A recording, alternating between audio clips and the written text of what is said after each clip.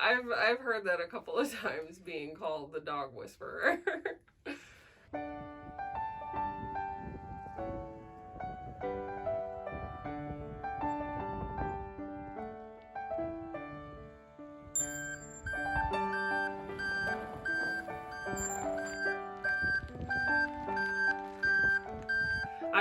I get it, because I do feel like I have a very close connection with animals, and especially dogs, and I've always been able to, like, stay calm when they're nervous and read their body language and just know the best way to handle however they're feeling.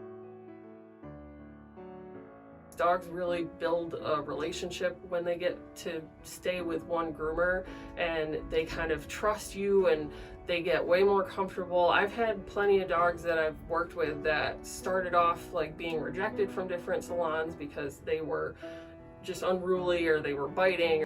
And when they came to me, they started off with that personality, but after a few visits, they started calming down, and now they're perfect and they don't have any issues, and I can just groom right through them and they don't have any problems, and I just love them to pieces.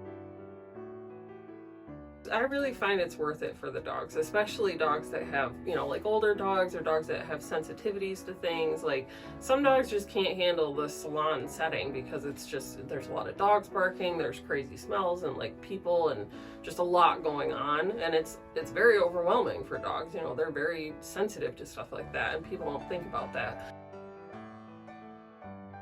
Every time we lose a client, it's awful. I cry every time. They're kind of like our own dogs, and once we lose one, it's just like losing one of our own dogs. I go through like a grieving period, and it's really hard on me. It does, it like gives me chills just thinking about it, because there's every year I always lose at least a few, and it's very hard. It's not an easy thing. You just get very connected to the dogs. And I actually had one client whose dog passed away the same day my dog passed away, and it was just something that we both kind of went through, and it was very nice to like have that other person there to kind of feel that at the same time.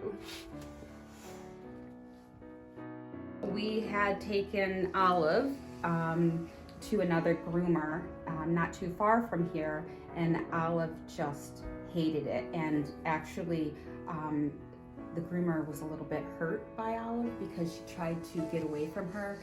She would jump and move her feet, and what was funny is when Chelsea had Olive for the first time, she's like, that old girl knows every trick in the book, and she'd wiggle and wriggle, but Chelsea handled her beautifully.